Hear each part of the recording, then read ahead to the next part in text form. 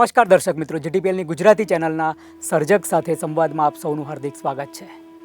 દર્શક મિત્રો, સર્જક એટલે એક એવું એન્ટેના જે પરમાત્માના સંવેદનો ઝીલીને દુનિયાને, સમાજને એનું અનોખું પ્રતિબિંબ બતાવે કે આ રીતે સર્જકની એક જવાબદારી એ છે કે પરમાત્માનું સીધું જ કામ સમાજમાં કરતો હોય છે. આપણે અનેક સર્જકો સાથે રૂબરૂ થયા છીએ. શિલ્પકારો, જૂની રંગભૂમિના નાટ્યકારો, લેખક, કવિ, કવિયત્રી, એમ અનેક રીતે આપણે રંગમાં રંગાયા છીએ. મ્યુઝિક કમ્પોઝર સાથે પણ આપણે વાતો કરી છે. એટલે સર્જક એટલે બહોળા પ્રમાણમાં આપણે એની વ્યાખ્યા સાથે આપની સાથે રૂબરૂ કરાવીએ છીએ. દર્શક મિત્રો, આજે એક એવા જ વિરલ વ્યક્તિત્વ વિશે વાત કરવી છે, શ્રી સંજય થોરાત. દર્શક મિત્રો, આમ નામ આપ સાંભળો એટલે આમ જાણીતું નામ, માનીતું નામ. જીટીપીએલ પરિવાર વતી આપ સૌ દર્શક મિત્રો વતી એમનું સ્ટુડિયોમાં સ્વાગત કરવું છે. નમસ્કાર સાહેબ. નમસ્તે શૈલેષભાઈ. સંજયભાઈ, સ્ટુડિયોમાં સ્વાગત છે. પ્રથમ પ્રશ્ન આપને એ થાય, સંજય થોરાત એટલે મરાઠી પરિવાર. જી. કર્મભૂમિ ગુજરાતને બનાવીને વર્ષોથી આપ અહીંયા રહો છો. દાદાના સમયથી દાદાનો વારસો આપને મળ્યો છે અને મેરેથોનમાં આપ સતત ને સરસ દોડો છો. જી.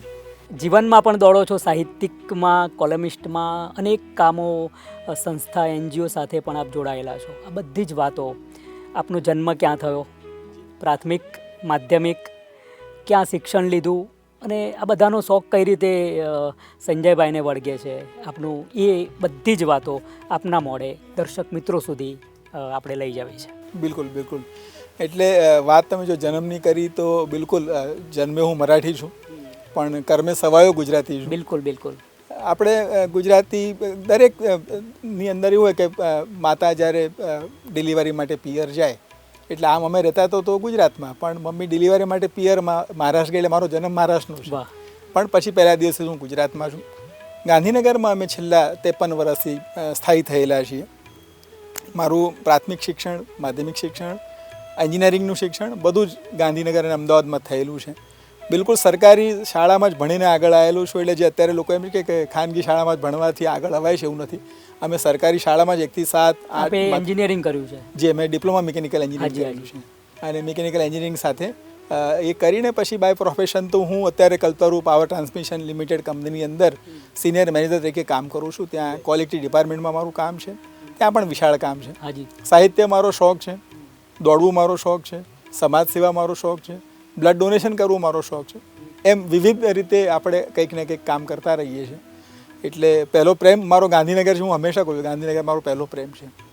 તો તમે કહો તો આપણે પહેલાં સાહિત્યથી વાત ચાલુ કરીએ. બિલકુલ બિલકુલ. સાહિત્યમાં 2 પ્રકારમાં આપ કામ કરો છો. આપ કવિતા ક્ષેત્રે કામ કરી રહ્યા છો, આપ નિબંધો સરસ લખો છો, ટૂંકી વાર્તાઓ લખો છો અને કોલમિસ્ટ. જી જી. આ અંગે થોડીક વાત. બિલકુલ. એટલે શરૂઆત તો કવિતાથી જ થયેલી, કવિતા અને ગઝલ. અને જેમ જેમ લખતા ગયા પછી નિબંધ ક્ષેત્રે, લલિત સાહિત્ય ક્ષેત્રે કામ કર્યું ત્યારે ખબર પડે કે મારો જીવ કોલમિસ્ટ તરીકે કે લલિત સાહિત્યમાં વધારે છે. એટલે કવિતાને થોડુંક ઓછું પ્રાધાન્ય આપીને હું લેખન એટલે કે વાર્તા, મારી વાર્તાની પણ પુસ્તક થયેલું છે. એટલે એ ક્ષેત્રે વધારે વળી ગયો. નાનપણથી વાંચવાનો અનન્ય શોખ હતો. મારા પિતાજી પણ ખૂબ પુસ્તકો વાંચતા. અમે એમને વાંચતા જોયેલા કે રાતે જો 10 વાગે પુસ્તક લઈને વાંચે તો સવારે 6 વાગ્યા સુધી આખી એમની એક નોવેલ પૂરી કરી દીધા હતા. તો ત્યારથી અમે નજર સમક્ષ જોયેલું તો એ વસ્તુ અમારા મનમાં કે આ વાંચન સરસ છે. ગાંધીનગરની સેન્ટ્રલ લાઇબ્રેરી છે તો ત્યાં હું નિયમિત વાંચન માટે જતો. અમારા 2 જ શોખ, એક સંગીત સાંભળવું અને બીજા આ પુસ્તકો વાંચવા. એટલે ઘરે કદાચ ન મળે કે કાંઈક તો આપણે પાસે ફોન હતા નહીં. જો શોધવા, મા બાપને શોધવા નીકળ્યો તો કાં તો મને એક મ્યુઝિકની કેસેટની લારી પર શોધવા નીકળ્યા અથવા તો લાઇબ્રેરીમાં શોધવા નીકળ્યા. એટલું બધું વાંચન થયેલું. એ પછી ગુજરાત સમાચારની બધી કોલમો, કારણ કે પહેલાં તો ગુજરાત સમાચારના સંદેશ 2 જ અખબાર આવતા હતા, દિવ્ય ભાસ્કર, નવગુજરાત સમય. અખબારોનો તો આવિષ્કાર હમણાં થયેલો છે. તો ગુજરાત સમાચારના એ વખતના કોલમ રાઇટરને વાંચીને ત્યારે ક્યારેક મનમાં આવ્યું હતું કે ક્યારેક છાપામાં આપણો લેખ છપાય તો સારું. અને એ બીજ રોપાયું છે ધોરણ 11માંથી. તો એ કદાચ ફળીભૂત થયું, પ્રભુની કૃપા થઈ હશે તો એ મને તક મળી. અને નસીબથી મને પહેલી તક ગુજરાત સમાચાર જ મળી. તો ગુજરાત સમાચારમાં કોલમ પણ મને બહુ અનાયાસે મળેલી છે. લોકોને કોલમ રાઇટર બનવા માટે અખબારોના પગથિયા ઘસવા પડતા હોય છે. એની સામે મને સામેથી ત્યાંના ગાંધીનગરની અંદર એમની ઓફિસ છે ગુજરાત સમાચારની, ગૌતમ પુરોહિત એમના મુખ્ય ચીફ એડિટર છે ને બહુ સારું નામ છે એમનું. એટલે આમ તો હું એમને એક કવિતા આપવા ગયો હતો. તો એ વખતે ગાંધી જયંતિ આવતી હતી 2 ઓક્ટોબર 24 સપ્ટેમ્બરે અક્ષરધામ ઉપર એટેક થયો હતો. તો એમણે મને એવું કીધું, ગૌતમભાઈ, કે તમે આની ગાંધીજીની કવિતા તો સરસ લખી છે, પણ કંઈક અક્ષરધામ વિશે લખો તો સારું. અને એ દિવસે મેં માત્ર 20 મિનિટમાં 20 લાઇનની કવિતા લખી. એ પૈકીના 3 એમણે ટાઇટલ બનાવ્યા અને ત્યારે એમણે સામેથી ઓફર કરી કે તમે કંઈક કોલમ લખો. પેલું ને અચાનક કોઈ ભગવાન આવીને કે માગે તે આપું, તો શું માગો ને શું લખવું. એટલે એ વખતે મનમાં વિચારો તો શું લખવું. એના માટે મેં થોડોક સમય લીધો, થોડો અભ્યાસ કર્યો અને પછી એવું નક્કી કર્યું કે જેમ તમે અત્યારે અમને લોકોને સ્ટુડિયોમાં બોલાવીને અમારા વિશે, અમારા જેવા સર્જકો, લેખકો, કવિઓ, નાટ્યકાર વિશે વાત કરો, ત્યારે મને પણ લાગ્યું કે સમાજમાં ઘણા બધા લોકો એવા છે કે જે પોતાના પ્રોફેશન સિવાય, પોતાની રોજીરોટી સિવાયને એવા કામો કરે છે કે જેને સમાજમાં એમનો ચહેરો દેખાવો જોઈએ. એટલે મેં મારી કોલમનું પ્રતિભા રાખ્યું હતું અને પ્રતિભાના અંદર મેં 150 આર્ટિકલ લખ્યા હતા ગાંધીનગરની વિવિધ ક્ષેત્રની હસ્તીઓ વિશે. એટલે મારી પહેલી કોલમ ગુજરાત સમાચારથી શરૂ થઈ હતી અને પ્રતિભા. એ જ વખતે ગુજરાત સમાચારમાં પ્રથમ પાના પર તમે જુઓ તો ભવન કચ્છી સાહેબ લખે અને એક ચંદ્રકાંત બક્ષી લખતા હતા અને ચંદ્રકાંત બક્ષી અને એની આગળ અજય ઉમટ લખતા હતા અને આ બે નિયમિત વાંચીએ. તો જ્યારે ચંદ્રકાંત બક્ષી સાહેબનું દેહાવસાન થયું ત્યારે અજય ઉમટની જગ્યા પર કોલમ આવી ત્યારે અમુક લેખકો વિશે આપણું એક માન સન્માન કે આના વિશે કેવું લખશે. અજય ઉમટના એક બી આર્ટિકલ વાંચતા લાગે આ તો બહુ જોરદાર લખે છે. અને આજે નસીબ જો કે આ એ જ અજય ઉમટ સાહેબના અખબારની અંદર મારી કોલમ ચાલી રહી છે. એટલે હું તો એને પણ મારું મણિબેન પટેલ વિશે સંપાદન કર્યું છે આપે, એની થોડીક વાત. જી બિલકુલ. મારું પ્રથમ પુસ્તક તો બને હતું હેલો ફ્રેન્ડ્સ, કે જેની અંદર લલિત સાહિત્યના વિવિધ નિબંધો અને એમાં લેખ હતા. પણ મણિબેન પટેલ વિશેની વાત એવી છે કે 2 વર્ષ પહેલાં આપણે જ્યારે આઝાદી કા અમૃત મહોત્સવની વાત થઈ હતી તો એ વખતે ગુજરાત સાહિત્ય અકાદમી દ્વારા ગુજરાતના 75 સ્વાતંત્ર્ય સેનાનીઓ વિશેના પુસ્તકોની એમણે પુસ્તકો કરવાનું નક્કી કર્યા. તો મને એક આમંત્રણ આપવામાં આવ્યું. ડૉક્ટર જયેન્દ્રસિંહ જાદવે મને ફોન કરીને કીધું કે આપ આવો અને આપણે એક ચર્ચા કરવી છે. એમણે મને એક યાદી આપી કે તમે આ પૈકીના કોઈ પણ એક સ્વાતંત્ર્ય સેનાની વિશે લખો. એટલે મેં સૌ પ્રથમ કીધું કે હું ઝવેરચંદ મેઘાણી વિશે લખીશ. તો કે ના કહેતો કે એમના પરિવારજનો છે હજી, તો કે એમના વિશે લખશે. પછી મારા દાદા વડોદરાના હતા અને સયાજીરાવ ગાયકવાડના સ્ટેટમાં એમણે કામ કર્યું હતું ને એમની ઘણી બધી વાતો મેં સાંભળેલી હતી. તો મને એમ લાગ્યું હું આના વિશે સારું લખી શકીશ. એટલે મેં કીધું હું સયાજીરાવ ગાયકવાડ વિશે લખું. કે ના કે એમના બે કે નિબંધકાર છે. તો બધું સાહેબ હવે તો તમે કોઈ બધું તમે જે મને કહેશો એ લખીશ. એટલે એમણે પછી મને મણિબેન પટેલ કે તમે આના વિશે લખો.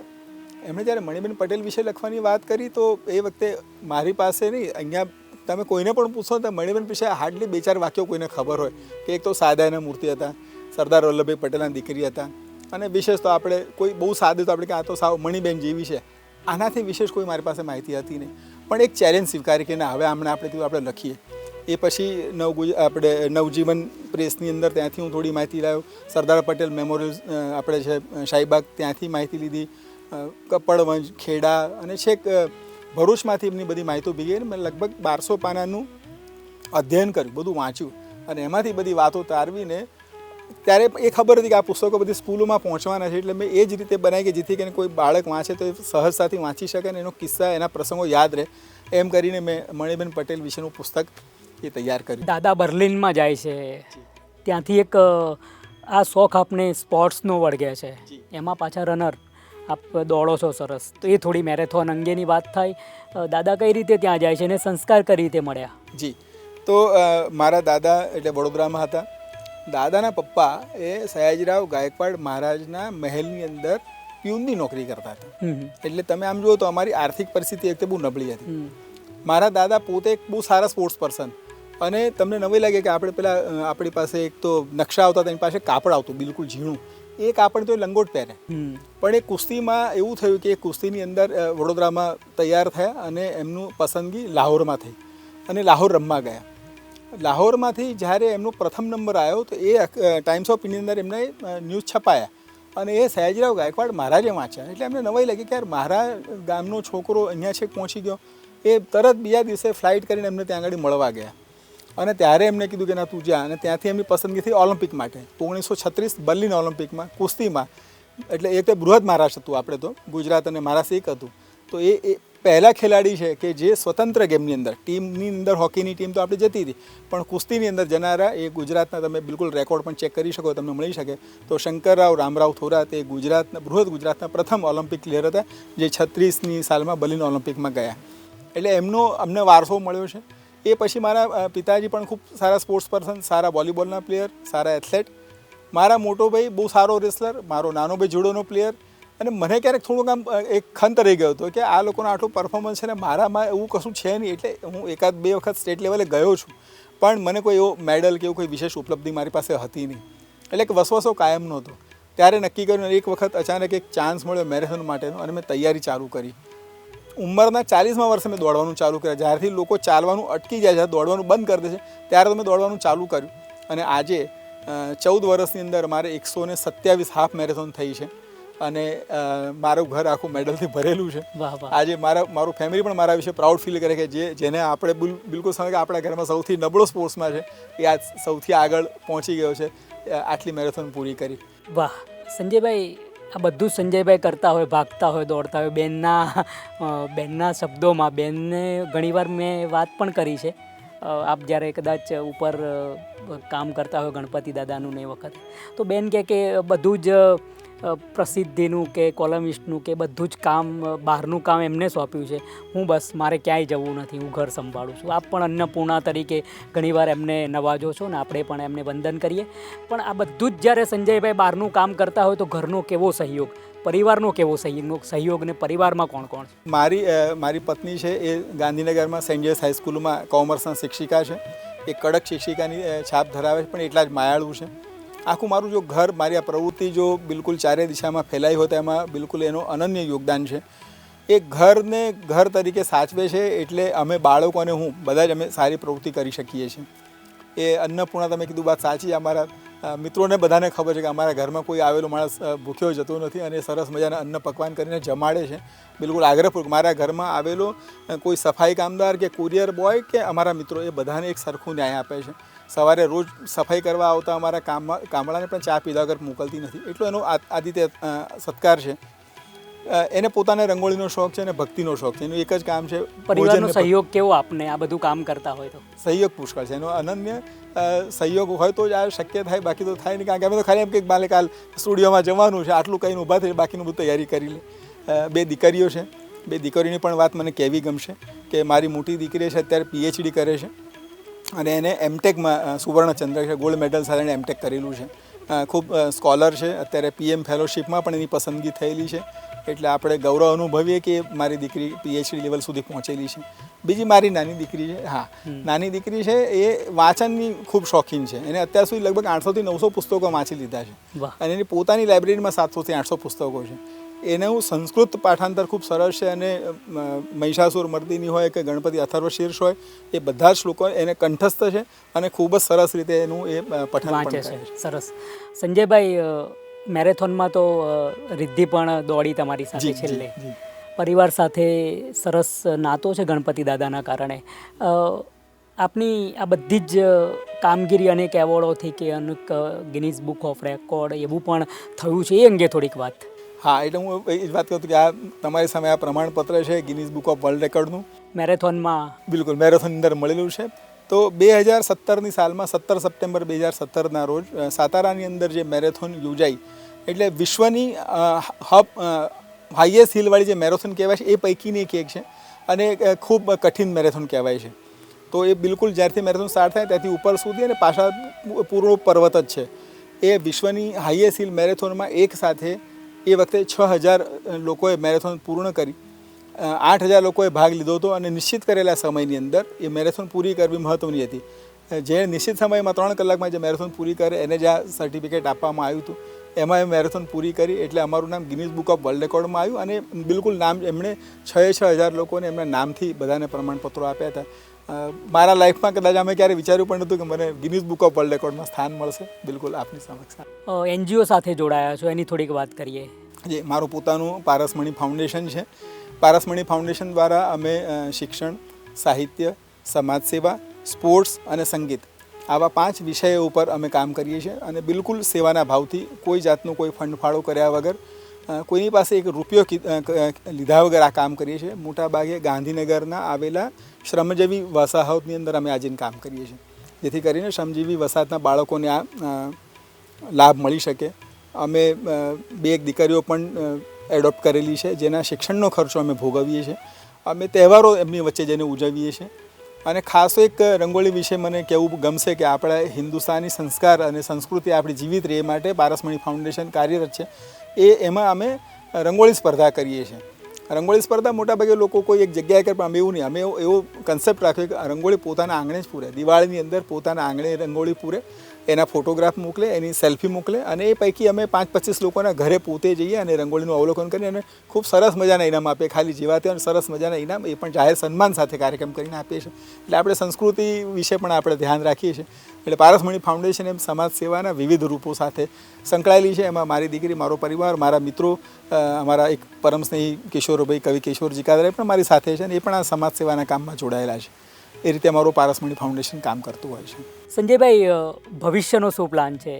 ભવિષ્યમાં 2-3 વસ્તુ તો છે જ. કારણ કે એક તો સાહિત્ય ક્ષેત્રે આપણે કામ કરીએ છીએ, તો ગાંધીનગર સાહિત્ય સભાના અધ્યક્ષ તરીકે પણ મેં 3 વર્ષ કામ કર્યું. બિલકુલ બિલકુલ. ભવિષ્યમાં ફરી ચાન્સ મળશે તો ફરી એકવાર સાહિત્ય સભાના કાર્યક્રમે ધમધોકાર કરીશું, એવી ઈચ્છા ખરી. બરાબર. કારણ કે ગયા વર્ષે પણ મેં એક જ વર્ષની અંદર 25 પુસ્તકોનું વિમોચન સાહિત્ય સભાના બેનર હેઠળ કર્યું હતું. નવા સર્જકો કે જાણીતા સર્જકો, એમના પુસ્તકોનું વિમોચન કરવું, એમને પ્રોત્સાહન આપવું, એ એક મોટો આશય છે. એટલે મારું પોતાનું તો NGO છે જ, એના બેનર હેઠળ પણ અમે અનેક કાર્યક્રમો કરી શકીએ એમ છે. શિક્ષણ માટે અને સ્પોર્ટ્સ માટે કંઈક ને કંઈક પ્રવૃત્તિ ચાલતી રહે, એવા બિલકુલ પ્રયત્નો છે. સંગીતનો પણ એટલો જ શોખ છે. એટલે સંગીત માટે પણ સંગીતના કાર્યક્રમો થાય, અથવા તો કવિ સંમેલનો થાય, એ માટે પણ અમારી સંસ્થા દ્વારા કંઈક ને કંઈક કામ થશે એવી ગણતરી રાખેલી છે કે એવું કંઈક કરીશું કરીને. બ્લડ ડોનેશન સાથે જોડાયા છો, રક્તદાન એ જ મહાદાન, કેવું લાગે છે? કઈ રીતે જોડાયા છો? બિલકુલ. હું જ્યારે શાળામાં અભ્યાસ કરતો ત્યારે NCCમાં હતો, અને ત્યારે પહેલીવાર જ્યારે બ્લડ ડોનેશન કેમ્પમાં હું એક સ્વયંસેવક તરીકે ત્યાં હાજર હતો, અને ત્યારે જે વાત મેં સાંભળી ત્યારે મગજમાં ઉતરી ગઈ હતી કે કન્યાદાન પછી જો બીજું કોઈ શ્રેષ્ઠ દાન હતો કે રક્તદાન છે. જેને કન્યા હોય તો કન્યાદાન કરે, પણ રક્ત તો બધા પાસે હોય, એટલે દાન કરી શકે. એટલે ત્યારથી વસ્તુ મગજમાં હતી કે આ એક વસ્તુ એવી છે કે જેમાં કોઈનો ઉપકાર લઈ શકતા નથી, અને આમાં કોઈ આપણે ઇન્વેસ્ટમેન્ટ હોતું નથી, અને તમે નથી આપતા તો એનું વેસ્ટ થઈ જાય છે. ત્યારથી મગજમાં ઘૂસ્યું હતું, અને મેં બરાબર 20 વર્ષની ઉંમરથી બ્લડ આપવાનું ચાલુ કર્યું હતું. અને હમણાં મેં છેલ્લે 79મી વખત બ્લડ ડોનેટ કર્યું છે. અને હું ખાલી બ્લડ ડોનેટ જ નથી કરતો, પણ બ્લડ ડોનેશનના કેમ્પનું પણ આયોજન કરું છું. વર્ષે 1 થી 2 કેમ્પ અમારા ઓફિસમાં પણ કરીએ છીએ, બહાર પણ કરીએ છીએ. એટલે માત્ર પોતે તો આપું જ છું, પણ એ સાથે બીજા લોકો પણ પ્રોત્સાહિત થાય એ માટે પૂરતો પ્રયત્ન કરું છું. છેલ્લા 5 વર્ષથી તો અમદાવાદની અંદર એક થેલેસેમિયા મેજર પેશન્ટ છે, એ બાળકને હું નિયમિત બ્લડ આપવા માટે જાઉં છું. છોકરો 9માં હતો, આજે છોકરો નિરમા કોલેજની અંદર BE કરી રહ્યો છે. તો ક્યાંક અંદરથી એક ખુશી મળે છે કે જે કોઈને આપણે બ્લડ આપી રહ્યા છે એ બાળકનું એક સરસ ભવિષ્ય બની રહ્યું છે. આ મારા જેમ ઘણા બધા, તમે એક બ્લડ ડોનેટ કરો છો, એક બોટલ, તેનાથી 3 જણને લાઈફ મળતી હોય છે. તો આપણે તો બધાને કહીએ કે લોકો મહત્તમ રક્તદાન કરે, જે તમારી પાસે છે તમે આપો. આજે આ સૌથી વધારે મોટી શોર્ટેજ એ છે કે લોકોને બ્લડ જલ્દી મળતું નથી. એમાં અમુક ગ્રુપના બ્લડ બહુ અવેલેબલ હોતા નથી. ત્યારે બધા લોકો મારી જેમ જ બ્લડ ડોનેટ કરે, એ બિલકુલ અંતરની ઈચ્છા છે, અને શક્ય પણ છે. એટલે બ્લડ ડોનેશન માટે આ મારી બિલકુલ દિલની ઈચ્છાઓ છે કે બ્લડ ડોનેટ થવું જોઈએ અને કરવું પણ જોઈએ. પ્રસિદ્ધિ અને એક 2 સ્વભાવ હોય છે, બહિર્મુખી અને અંતર્મુખી. માણસ એવું વિચારે કે બધા મને ઓળખે, અને આમ પણ વિચારે કે કોઈ ઓળખી ના જાય. સંજયભાઈ, વાત એ પૂછવી છે કે આજના સર્જકોને આપ ઘણી બધી રીતે આમ હસતા રહો છો, હસમુખો સ્વભાવ છે, આ બધું જ આપે અનુભવ્યું છે. મેચ્યોરિટીના એક લેવલ પર છો. 50ની આસપાસ માણસ આવે, 40 થી 50નો એક દસકો ગણાય છે. માણસે જે યોગદાન આપ્યું હોય એ ભોગવવાનો સમય છે. સંજયભાઈ, આજના સર્જકોને કે આજના એથ્લીટ્સને, દોડર જે રનર છે એમને, આ બધાને આપના અનુભવનો નિચોડ શું લાગે છે? કયા શબ્દો તમે એમને કહી શકો? તમારું માર્ગદર્શન, તમારો જે કહેવાય કે તમારો સંદેશ. જે દરેક ક્ષેત્રનો અલગ અનુભવ છે, અને સૌથી વાત એ છે કે લખતા પહેલાં વાંચવું પડે. જો આપણે સાહિત્યની વાત કરીએ તો લખતા પહેલાં વાંચવું પડે. આપણે પુષ્કળ વાંચ્યું ત્યારે ખબર પડી કે આ ક્ષેત્રમાં નથી લખાયું, એટલે આપણે ક્ષેત્રમાં લખી શકીએ. એટલે પહેલો બહુ સારા રીડર બનો તો તમે બહુ સારા રાઇટર બની શકો. એટલે અત્યારે જે યુવાનો ફેસબુક પર કે ઇન્સ્ટા પર કે આજે સવારે લખ્યું ને બપોરે મૂક્યું સાંજે ભૂલી ગયા, એ જે કરે છે, એની જગ્યાએ પહેલાં એ 5-25 સર્જકોને વાંચશે તો એમને ખબર પડશે કે શું લખાઈ ગયું છે. તમે જે માનો કે મેં બહુ સારું લખ્યું તો ઓલરેડી લખાઈ ગયેલું છે, એ એમને ખબર નથી. એટલા માટે કારણ કે એમણે વાંચ્યું નથી. એટલે સૌથી પહેલાં રાઇટર બનતા પહેલાં એને રીડર બનવું પડે, તો એ થાય. રનિંગની વાત છે તો સૌથી પહેલી આ માઇન્ડ ગેમ છે. તમે મગજમાંથી નક્કી કરો કે મારે દોડવું છે તો દોડાય છે. મહેનત તો માગી જ લે છે.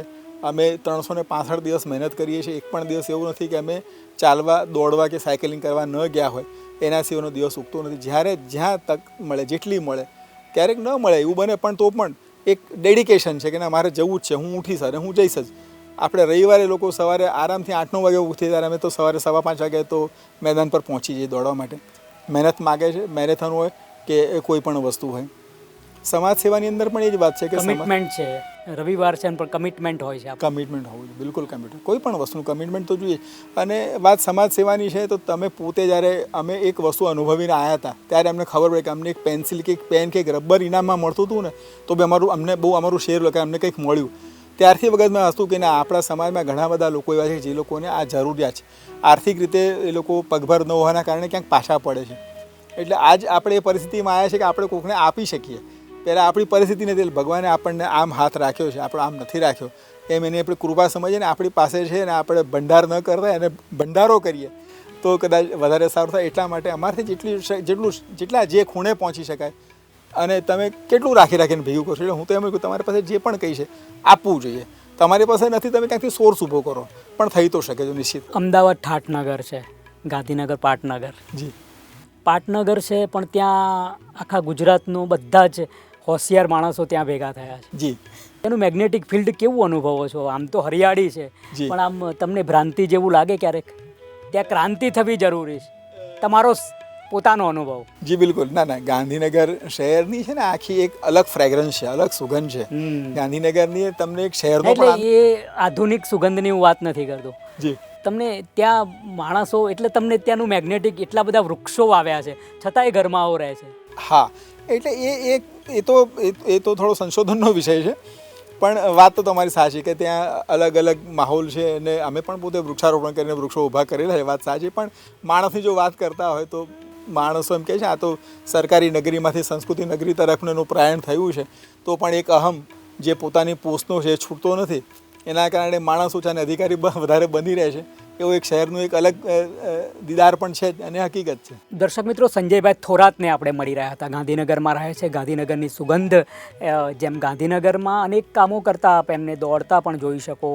એ NGO સાથે સંકળાયેલા છે, સાથે સાથે સાહિત્ય સાથે કોઈ પણ પ્રકારના ગણેશ મહોત્સવ સાર્વજનિક હોય, પોતાના ઘરે બેસાડવાના હોય. ધ્વજવંદનની વાત તો કરવાની રહી જ ગઈ. દર વર્ષે તેઓ ધ્વજવંદન ઘરે કરે છે અને ગાંધીનગરના સુજ્ઞ વ્યક્તિઓ એમાં હાજરી પણ પુરાવે છે. આ બધું જ જાણીતું છે અને જાહેર છે. GTPL પરિવાર વતીને આપ સૌ દર્શક મિત્રો વતી સ્ટુડિયોમાં આવવા માટે સંજયભાઈ થોરાતનો આપણે હાર્દિક આભાર માની. આભાર સાહેબ. આપનો પણ ખૂબ ખૂબ આભાર. GTPL સ્ટુડિયોમાં આપે અમને સ્વાગત કર્યું અમારું. ભવિષ્યમાં ફરી મળીશું એવી શુભકામનાઓ સાથે. ધન્યવાદ. આભાર.